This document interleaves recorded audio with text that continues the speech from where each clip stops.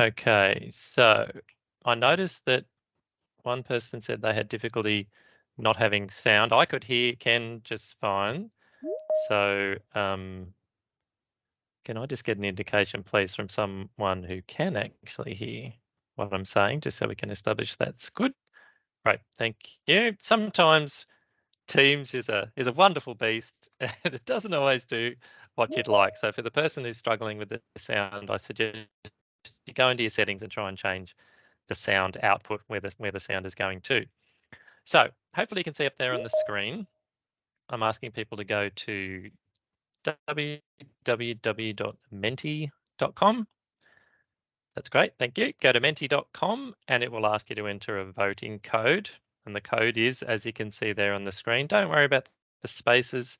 That's just how that Menti represents those numbers to make them easier to see. So it's simply 7323436. And what that's asking you to do is participate in a word cloud. And a word cloud is just a nice way to get lots of different people's perspectives. In this case, we're asking you to answer this question. What does the term cybersecurity mean to you? So while we're waiting for people to hop into this session, pardon me, we can get some opinions about what cybersecurity means to you. That would be great. And what we should see any moment now is, here we go, some answers popping up on the screen. And the way that word clouds generally are represented is the more the same term is repeated, the larger the font tends to be. So after a little while, so the link you should be using is www.menti.com, as it says there right up on the top of the screen that I'm sharing. Menti.com, and then it will ask you to enter a code, and that's the code. So I can see a few people are entering their opinions. That's great.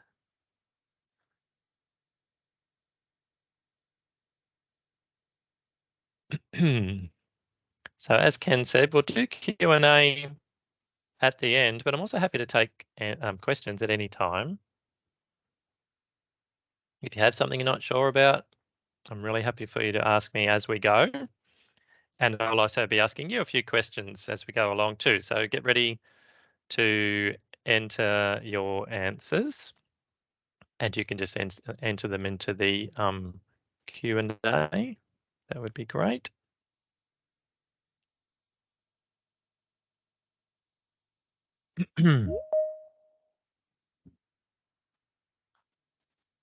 Yeah, so the question was asked in the chat, how can I change the output? If you go under, normally in Teams you have a bar at the top and there's an option that says more with the little 3-dot ellipsis.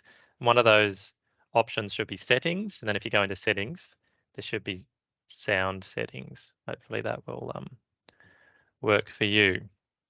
All right, so let's make a start.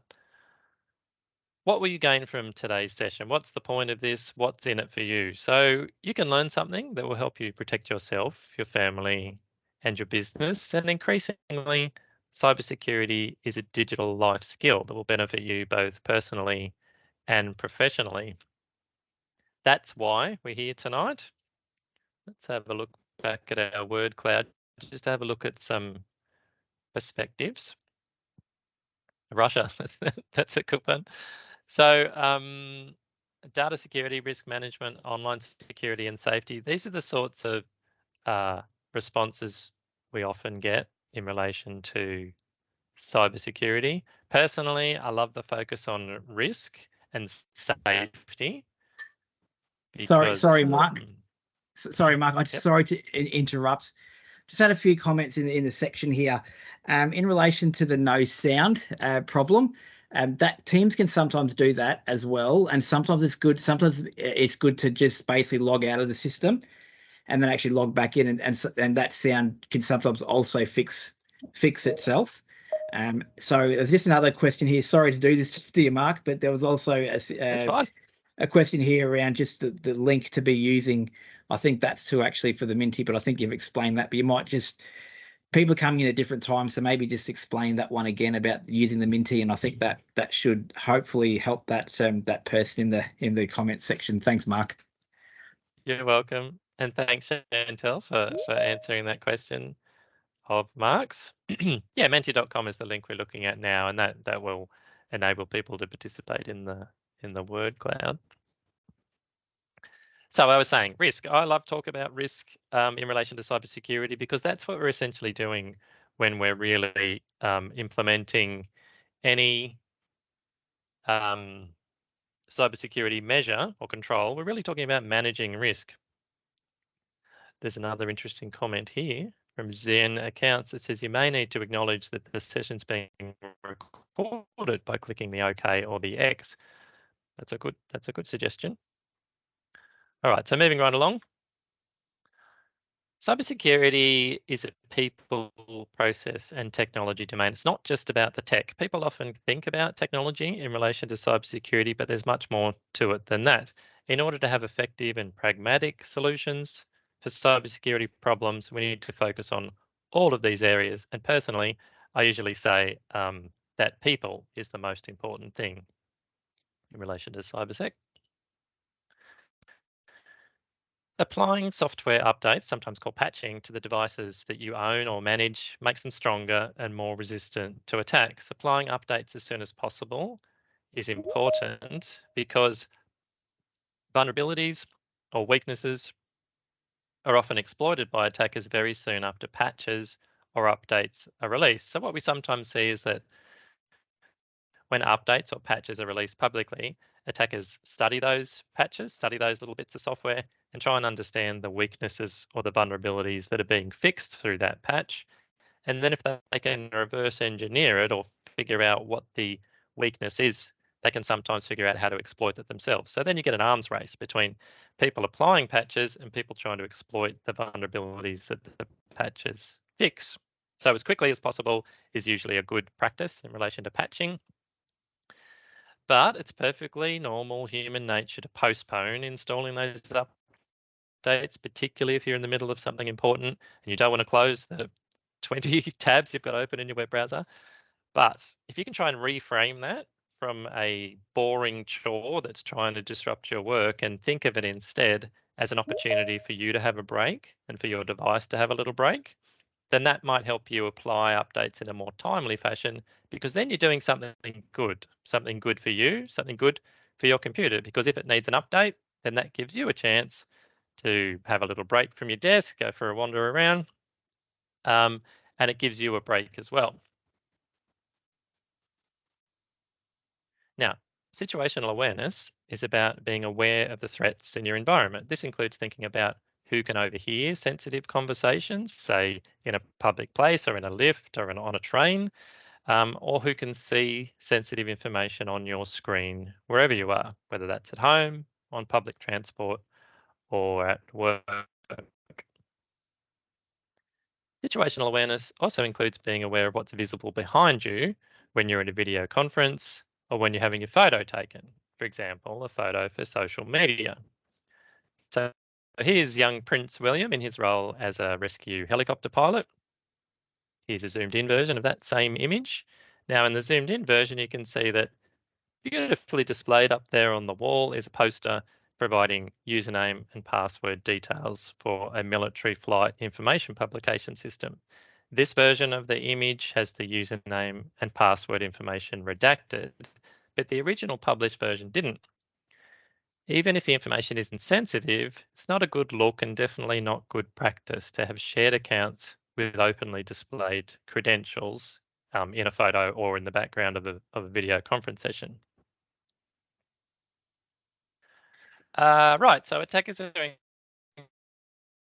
increasingly targeting people rather than technology. Many of us would have received a message via email or Messenger or WhatsApp or SMS or some digital messaging platform that came from someone that you know, but it just didn't seem quite right. The context was weird, or there was just something off about it. These messages are usually the result of or an attempt to perform social engineering attacks on people. So social engineering are ways of tricking people into doing what attackers want.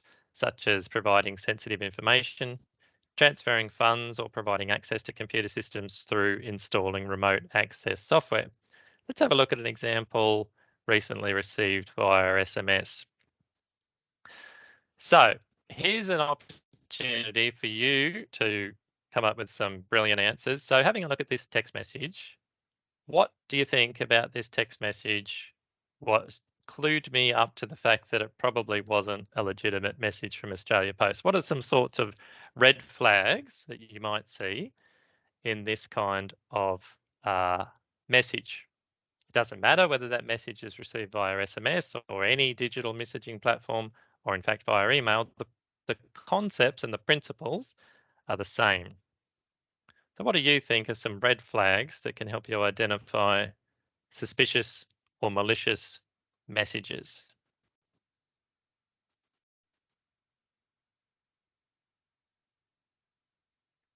The number at the top, as in the phone number. Sometimes that phone number is obviously not an Australian number, but increasingly attackers are using Australian numbers.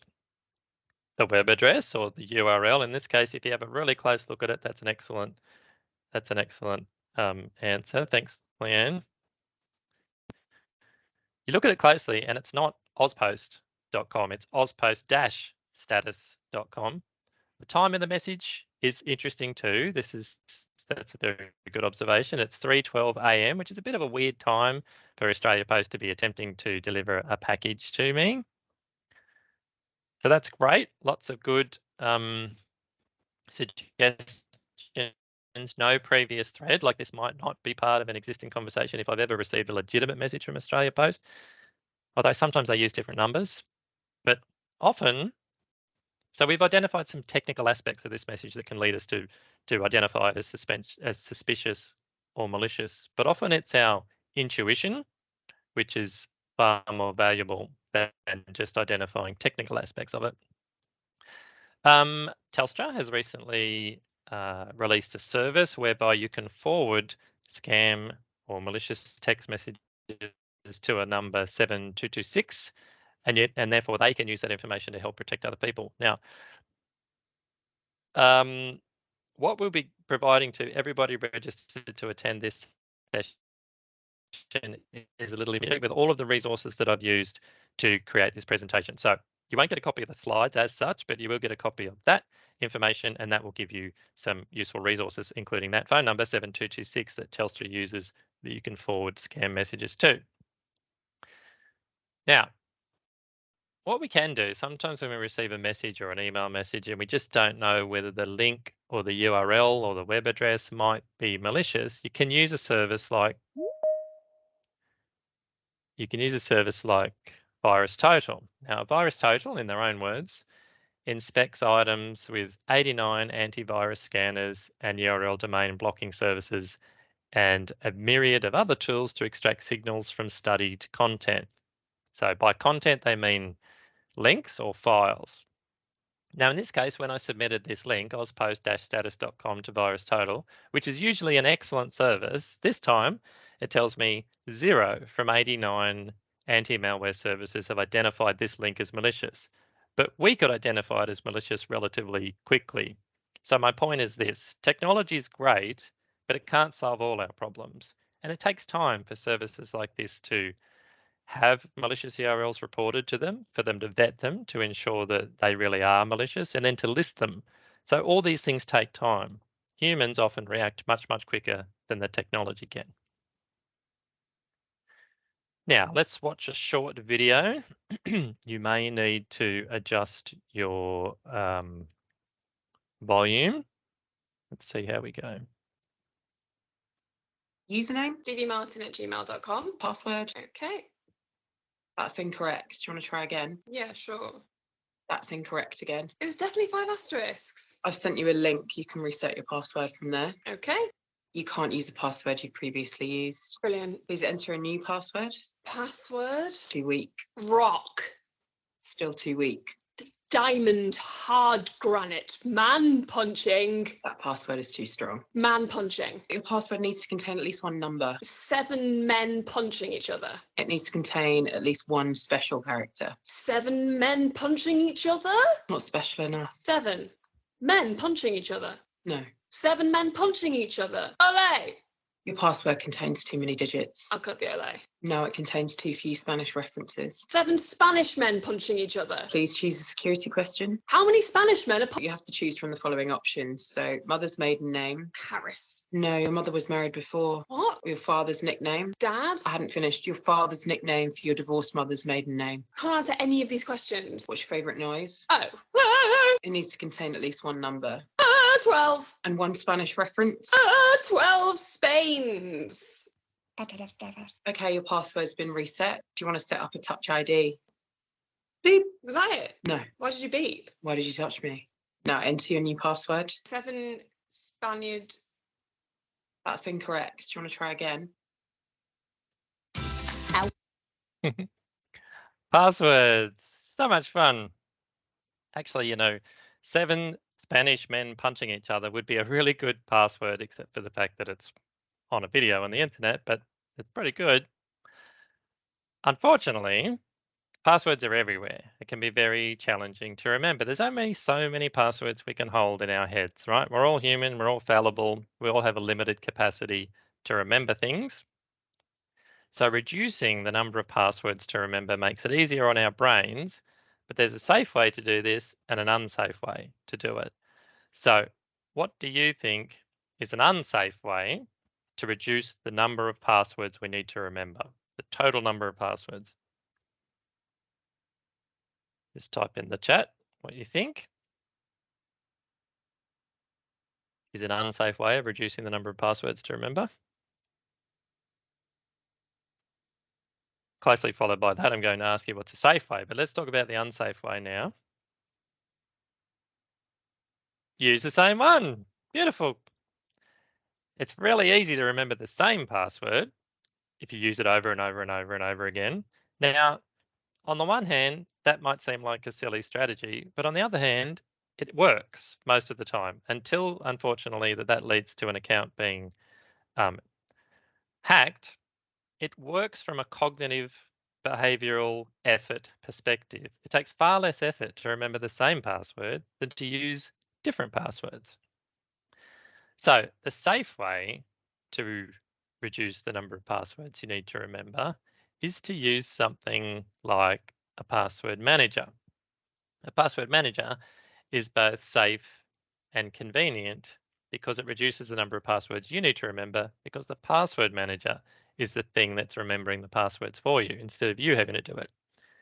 There are lots of different options available, many of which can be used on both computers and mobile devices. Some browsers like Chrome and Firefox have a password manager included in them, and iOS devices have software called Keychain built into it, which is a password manager.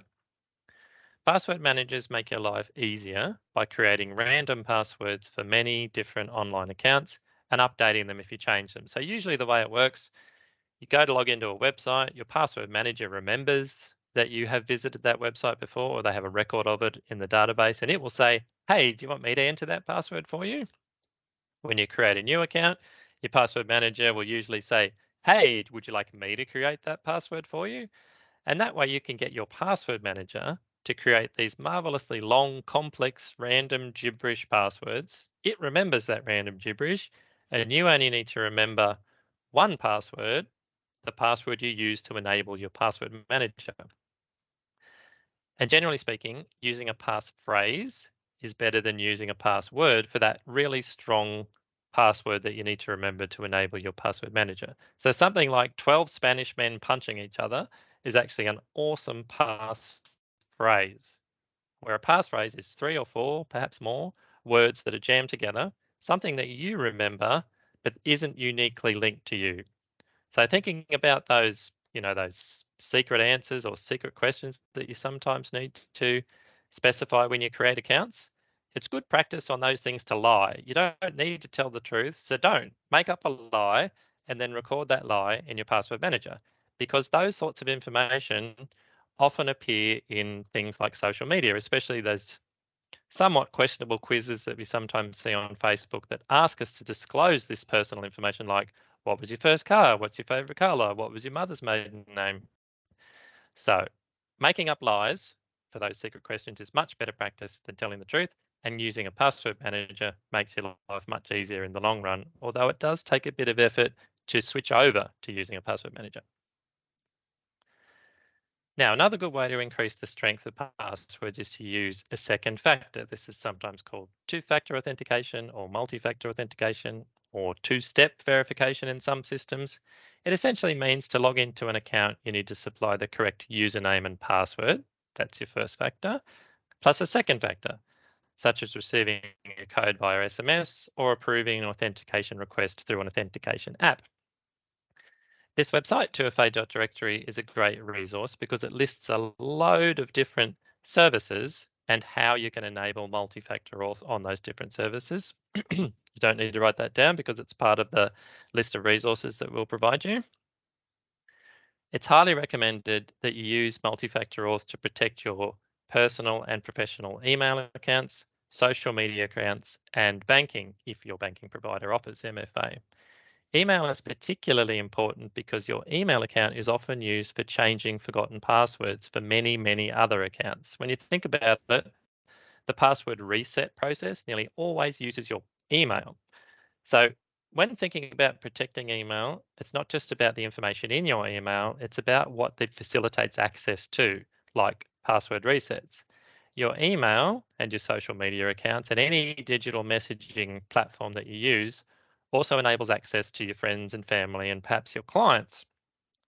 So by protecting access to those services, you're protecting all the people that you use to communicate with those services as well.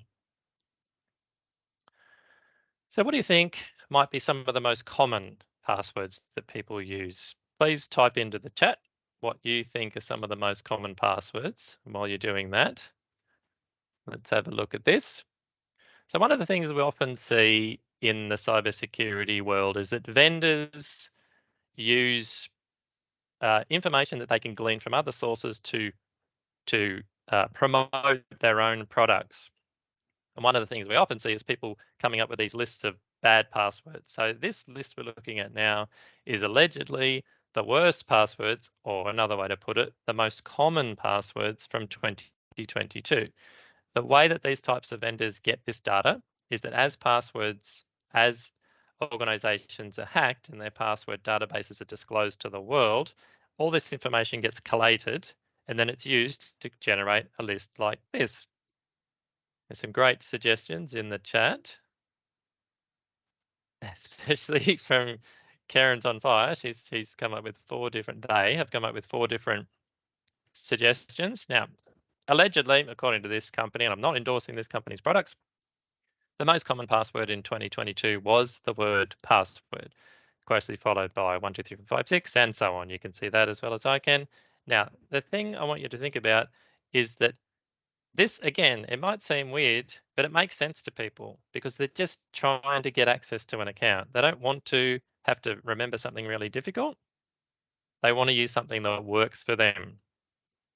And unfortunately, attackers know this and they use that information, not just really common things, but things like kids or pets' names to try and guess accessing people's accounts. And often this is an automated process. They don't have to do it manually. That would take forever. They automate it to use these common password lists to try and log into lots and lots and lots of different accounts. Now, let's have a look at this website called Have I Been Pwned, where pwned is a slang term for hacked. So this service is collated by a guy that works for Microsoft and lives on the Gold Coast, and he collects all these disclosed username and password databases, and then he adds them to this database. So you can add your email address into this service and see if you've been part of a data breach. So let's see if old Bill has been part of a data breach. Does a little search and it tells us, oh no, that email address has appeared in 80 data breaches and found in 11 pastes, where pastes are ways of disclosing sensitive information in large batches. And then it lists all the different data breaches in which that email address has appeared. So the purpose of this is that it can be quite useful to demonstrate to people that their email addresses often appear in data breaches. And unfortunately, in a lot of these situations, what gets compromised are not just email addresses, but passwords and usernames as well. And that's part of how attackers get that data, email addresses, passwords and usernames, and try and use it to log into other services. So MFA is great, but it's not a panacea. It won't protect us against everything. So please use caution when responding to push notifications or prompts. If you didn't initiate an authentication session, then don't approve it. I used to work for quite a large organization where a senior manager's account was hacked because they approved an MFA request that they didn't initiate. They just thought it was their email program being weird, kept prompting them over and over again to approve an authentication request, and eventually they just clicked yes to make it go away. Unfortunately, it was an attacker that was initiating that, that prompt. So here's an example of how the Macquarie Bank authentication prompt works in their app.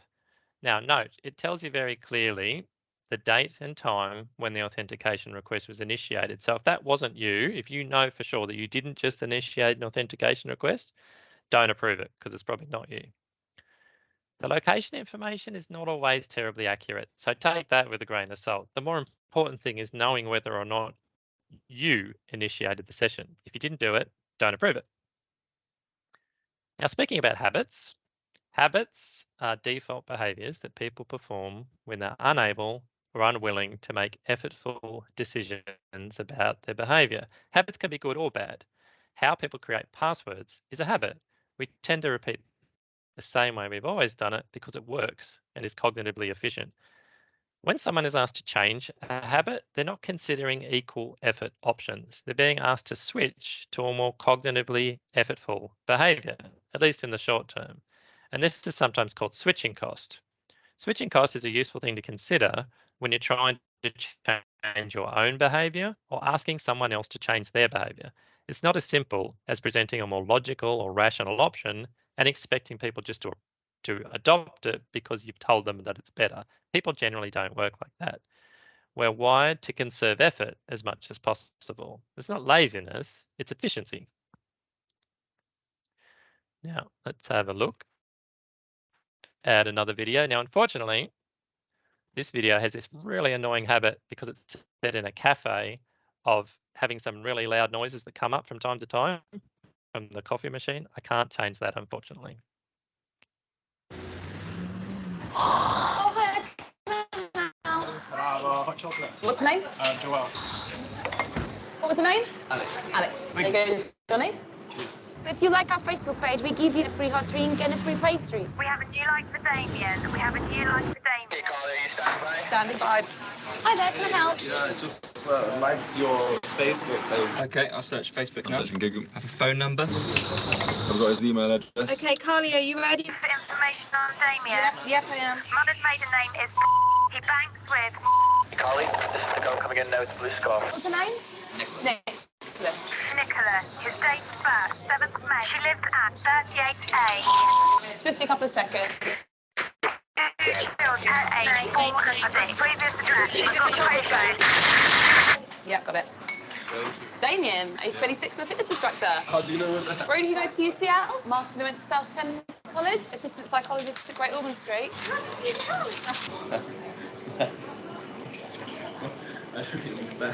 Oh, better? You know I'm a Christian as well. Oh, yeah, we know everything about you, Martin. Thank you. Nice to meet you, Anna from Russia.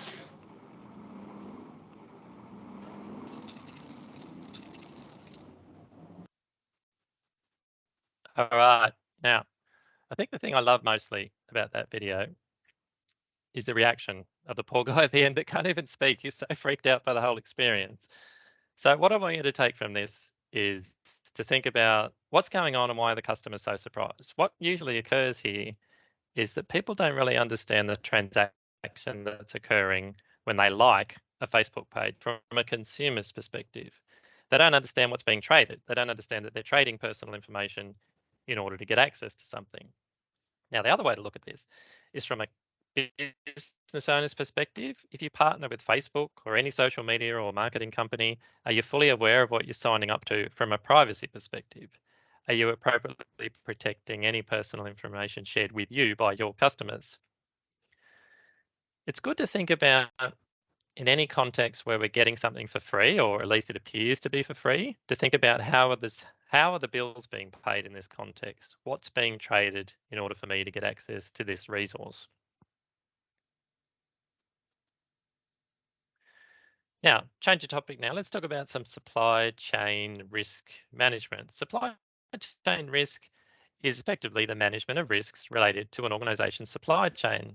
And I have the feeling that supply chain is one of those terms that wasn't used terribly often until COVID. One of the many interesting aspects of COVID is that lots and lots of supply chain disruptions occur, and that made this term supply chain much more frequently discussed. Most businesses have a supply chain that they rely upon in the form of suppliers to deliver products, systems, and services. They can be large and complex and can involve many suppliers doing many, many different things. Effectively managing supply chain risk can be hard because cybersecurity weaknesses or vulnerabilities can be inherent. That means they're part of the chain, or they can be introduced and exploited at any point in the supply chain. A vulnerable supply chain can cause major damage or disruption to a business. I'm guessing this won't be news to many people because of some of the experiences of disruptions that have occurred in the last few years. The National Cybersecurity Centre in the UK has lots of good advice about cybersecurity in general, and they have some good advice in particular about supply chain risk management. They describe a 4-stage process consisting of understand the risks, establish control, check arrangements with suppliers, and continuous improvement. We won't go into all the detail because the link for this resource is available in the resource list that I described earlier.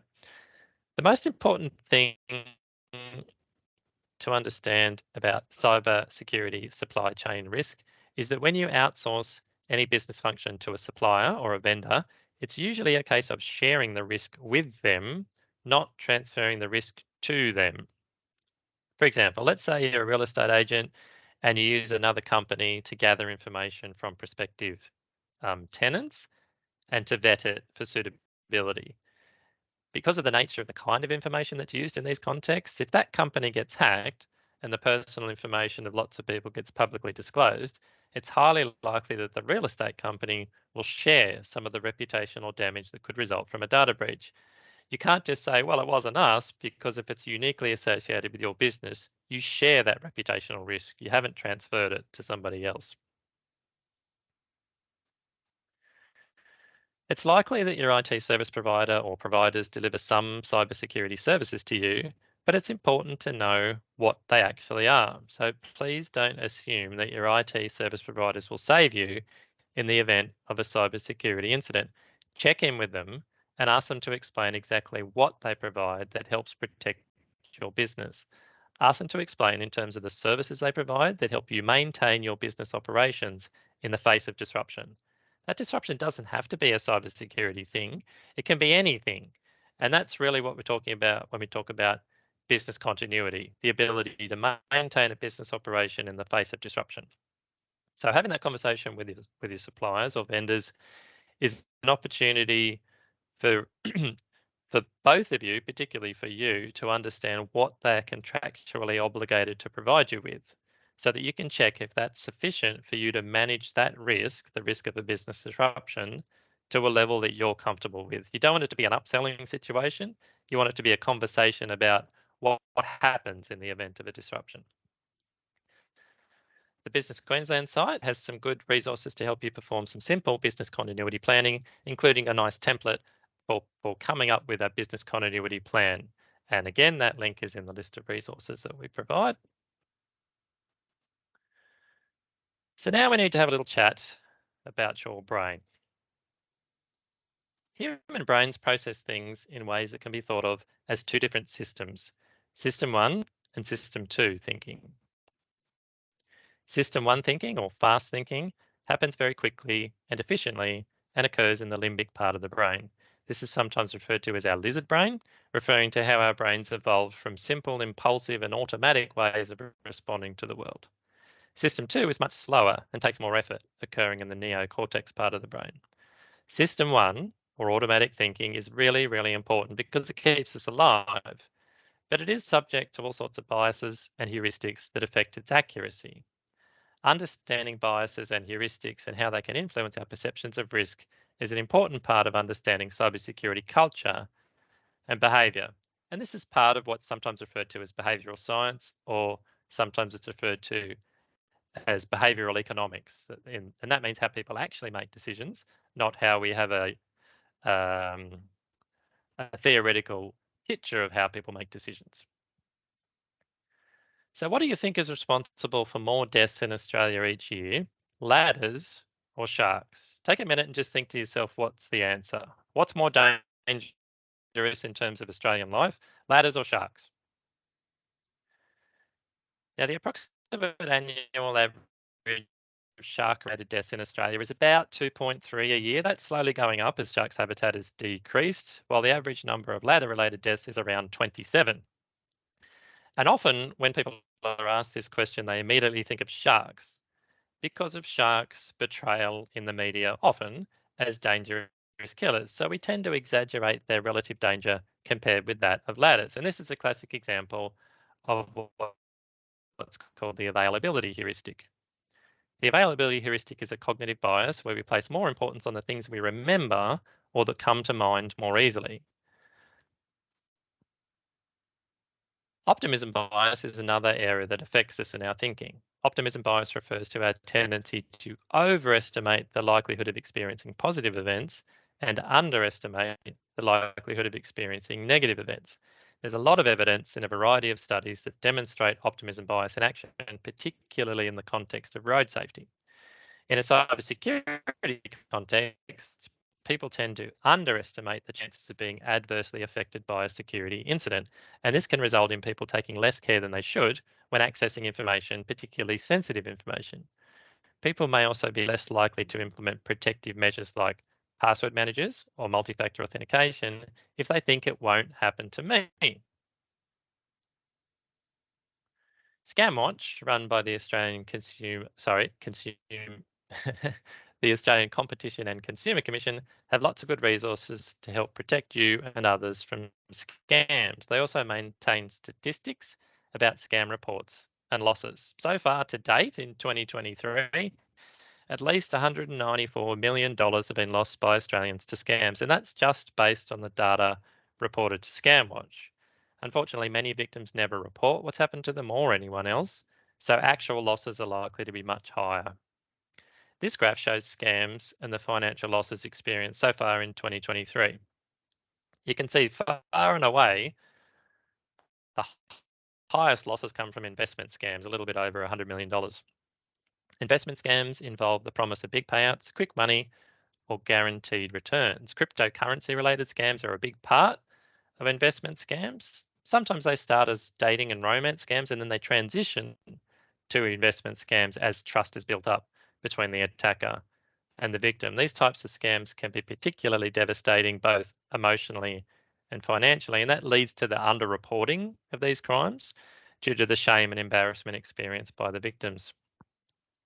This graph breaks down the delivery mechanisms for scams so far in 2023.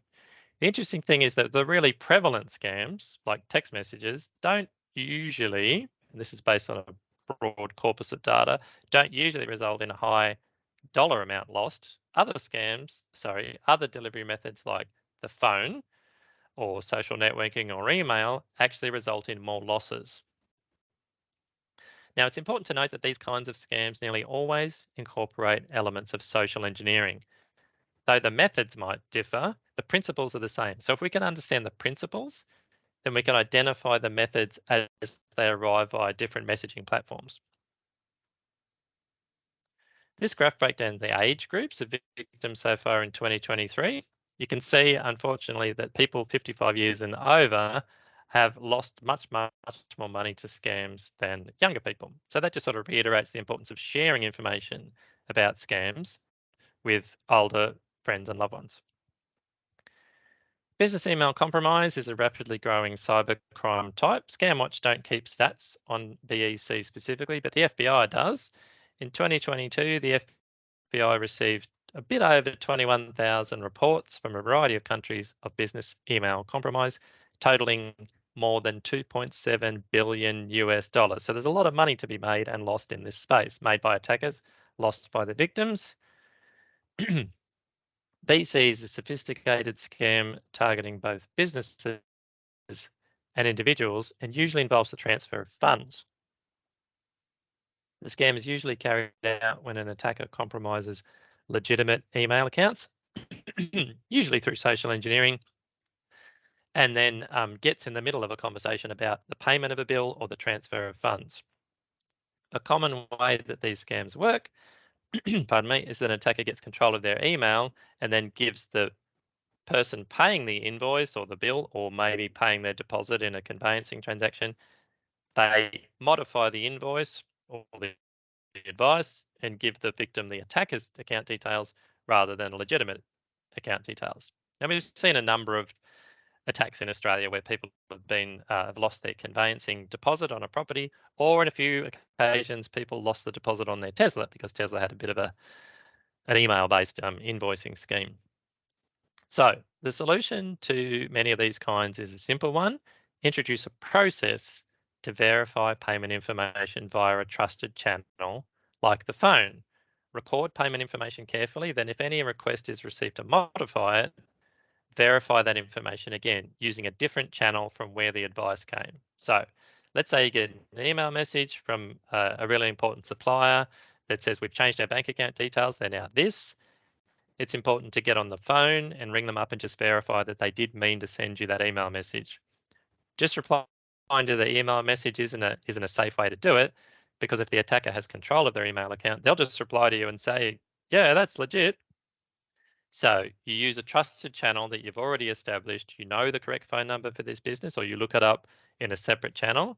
Don't use the phone number at the bottom of the email message because that could be faked as well. So this is an example of a process that will actually work much better than technology could, just simply picking up the phone and checking the payment details of something. A couple of quick tips here. Public Wi-Fi, such as free Wi-Fi offered in cafes or on the train, is not safe, and I recommend avoiding it because other devices on the same network might be able to connect to yours and potentially attack your device. Once you're connected to a Wi-Fi network on your phone, it never forgets that, and it will try and connect to that same service wherever you are. And anyone using the same Wi-Fi name will be accepted by your phone as a legitimate network. The solution is to use your phone as a hotspot instead. Most of us have a pretty good data plan these days, so use that instead of using free Wi-Fi. Generally speaking, setting a PIN, password, or fingerprint scan, some way to lock your phone is really important. It's not just about protecting the information on the phone. It's that some controls, some other security measures won't work if you don't have a PIN. And it's also good to think about, it's not just about your phone, it's about what your phone facilitates access to. Often it's part of that multi-factor authentication process, and often it contains your email, your social media accounts, all these really sensitive things. So protecting your phone is really important. When you're at home or at work, it's good to change any default passwords on things like the modem routers that you receive from your ISP. They're better than they used to be. Often they're unique these days, but some still use a basic default password. If your home or business Wi-Fi router has a guest network, use it for any device that you don't know for sure is safe, especially guests, especially your kids' guests. If you have the option, don't let kids use your work device. They might accidentally delete something important, install unsafe programs or apps, or send embarrassing messages to work colleagues or perhaps to clients. So-called smart devices like smart TVs are usually fairly dumb. They're often built very cheaply without considering cybersecurity. They may not ever be updated, and they're always online. All of these make them good targets for attackers, and they can use them as a stepping stone. If they can access your smart device and hack it, then they can sometimes get access to other devices inside your home or your business, such as your computer. So it's better to try and isolate your smart devices into the guest network if that's possible, or think about, do you really need this thing to be smart before buying it? Because smart isn't always smart. So in summary, the last line of defense is often new. Technology is great, but it often can't use human intuition like we can. Apply updates promptly. Being aware of the threats in your environment is important. And if you're suspicious about a message, be cautious and try and avoid it if you can. Or if you're really tired or stressed and you get a message that could be a bit dodgy, try and postpone it until you're less tired and less stressed and you have more energy, mental energy to devote to it. Password managers make your life easier and safer. There is a switching cost involved, but if you can get through that, they can make your life much better. MFA is important and useful for protection. Our brains are great, but they do have some flaws. So it's good to consider how our thinking processes work and how they've evolved and how that can impact upon our perception of risk and how that influences on the choices that we make in relation to risk. Business continuity planning is really important. It doesn't have to be a terribly complex thing. It can be quite simple. So having a look at some of those resources on the Business Queensland website can be really, really useful. That's the end of our presentation. Thanks very much for your attention. Now I'm happy to take questions now. We had a question submitted before the session. Someone asked, is there anything that needs to be done specifically about protecting Macs as opposed to PCs? That's a good question. There has been, by some people in some circumstances, a bit of an assumption that Macs are less likely to be hacked than PCs. Look, I think there definitely used to be something in that, but anything that has access to information will be targeted by attackers. iPhones, generally speaking, or let me rephrase that, the Apple App Store is safer than the Google Play Store, but it's not perfect. Attackers are trying 24/7, 365 days a year to install dodgy apps on phones. So Apple and Google have a really tough job getting rid of malicious apps. So they're up against it all the time. So my point is this, it's good to employ the same kinds of defensive practices on a Mac as you would on a PC or any other device, including an Android phone. So they're not perfect. They're probably slightly better than the alternative, but they're not perfect. So any other questions, just fire away in the chat or the Q&A.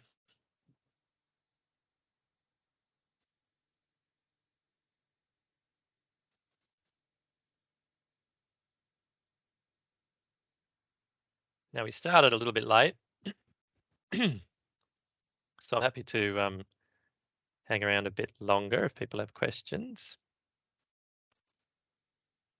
Ken, did we get any more questions submitted via the, however the early questions are submitted? No, unfortunately, we haven't. We do have a few here now, actually, that have just come through. Actually, I'll just ask them to you now. Are free password managers sufficiently effective? That's a good question. Look, to some extent, a free password manager is better than no password manager. For example, most browsers have a password manager built into them, and using a free password manager is better than not. Generally, if you pay a little bit more for a password manager, you get extra services and features. Like, for example, pardon me, some password managers will integrate with that Have I Been Pwned website that we looked at before, and it will tell you if an account that you have in your password manager has been part of a data breach, or they can also tell you, hey, that password that you want to use, I know that's been disclosed before. So paying a little bit extra is sometimes better. There's another question that I very often get in relation to password manager. Is there a danger a hacker could get in there and then they have access to your accounts? Yes, Graham, there is a danger, but this is a comparative risk situation. So like lots of things in cybersecurity, you have to look at the comparative risks. So for me, the risk of not using a password manager means that you have to reuse your passwords. No one can remember 40 or 50 or more unique passwords. So how you create passwords becomes a risky behavior. So the risk of not using a password manager to me is high.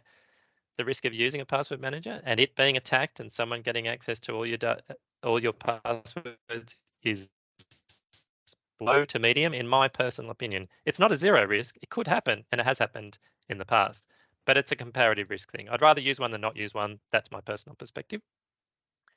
What else we got?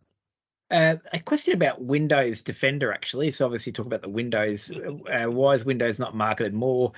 Or is Windows Defender adequate protection as opposed to probably, using other antivirus, anti-hacker sort of programs? Yeah. Yeah, look, that's an excellent question as to why Windows Defender is not marketed more. I don't know. It seems to me like Microsoft's marketing department's pretty active in my experience. Is it adequate? Look, I really can't answer that question because I don't know. My guess is using Windows Defender is definitely better than not using any antivirus software at all. So whether it's as good as other commercial products, I'm sorry, I really can't say because I don't know. Yeah, I think with the Windows Defender though, it's almost like I think it's still probably good to have another antivirus, wouldn't it, Mark, to sort of keep that extra layer Well, they of tend defense. Yeah. They tend not to play nice though. They tend to enable to only have one at a time, unfortunately. Leanne has another question. What's a good one password system so that when staff leave the business, only one password to be shared? Platforms need to be changed. Okay, so Leanne, generally speaking, when we're creating accounts on systems, and this could go for systems that you run in-house or some sort of software as a service that you use as part of, running your business. Generally, it's really good to have unique accounts that identify individual users rather than shared accounts.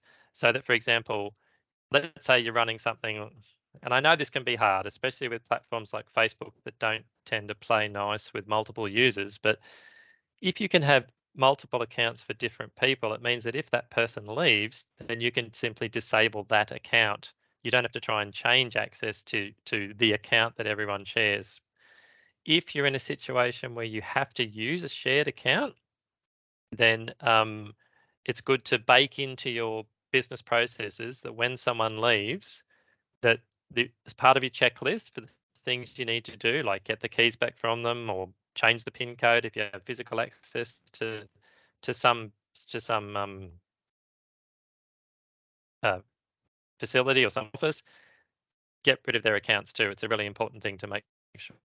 And it's also a good idea to review your account, say once a year or once every 6 months, to say, oh, you know what, someone left and we don't use that account anymore. Or maybe you gave someone guest access for a little while for a specific purpose and now you don't need it. Get rid of it. Not sure if that really answers your question. Generally speaking, combining your business processes with your cybersecurity processes or your IT processes is a good thing. So you don't have to think of something extra to do. If it's part of the process, it becomes it has less friction, and it means you're more likely to do things rather than forget about them.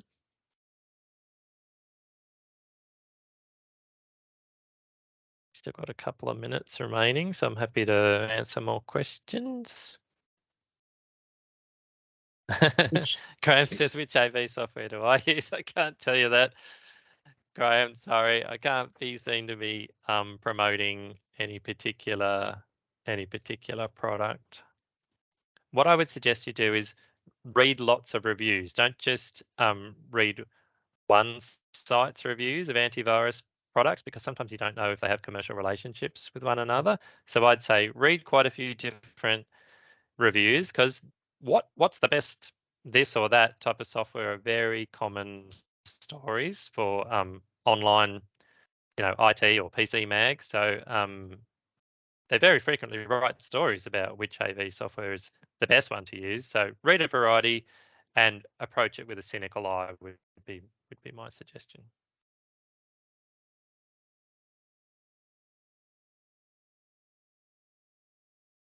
Oh, Ken, don't we want to play a video? We thought we were, but unfortunately it's not ready yet. Okay. However, I will actually let people know about it though. So we are actually in the process of doing a. We're very close to. Should be getting it back quite soon as part of Small Business Month.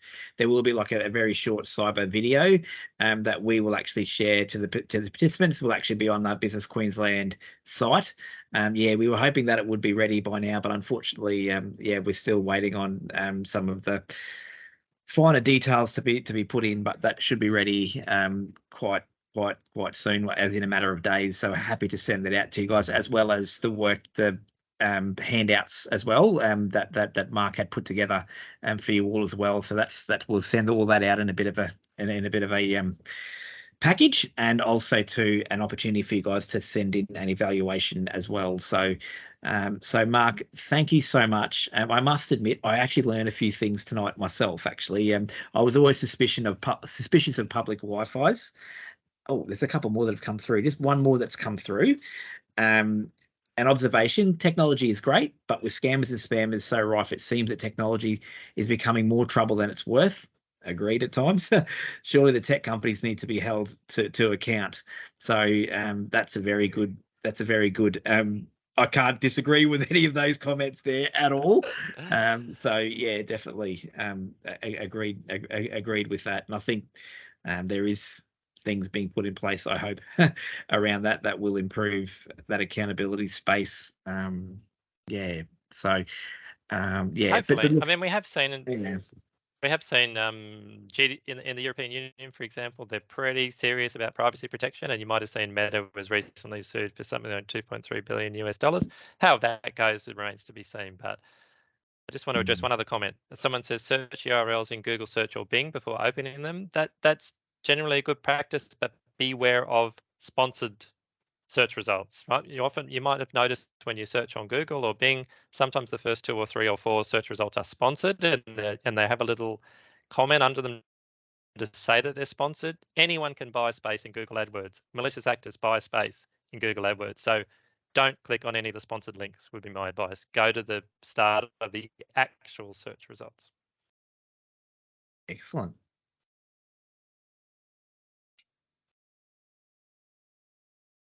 Well, I think that might be it. Well, thank you so much for your time, Mark. I really appreciate the time you've taken to give us some really great insights around how to keep ourselves safer online. I also wanted to thank everyone for coming as well. I much appreciated that you've given up your time to hear this session. I did want to encourage you all too that there is a whole stack of sessions that have run online through this month, and we've got recordings up on our Business Queensland YouTube site, which I can share a link for you guys there. And Mark's obviously will be done. Apologies for the technical issues at the beginning. Teams can sometimes be a little bit temperamental, and yeah, definitely we'll make sure that that all is well with the video. So we'll send that video out as well for you guys in future. But thank you so much. It was a great session, Mark, and yeah, learned a lot. And the last thing I will end on is yeah, please head to the Business Queensland site and get some of those resources, etc. There might even be an event or two that might still be up between now and the end of May. So please do so, and thank you so much for your time, everyone. And I'll just draw the session to a close now. Thank you very much, and enjoy the rest of your evening.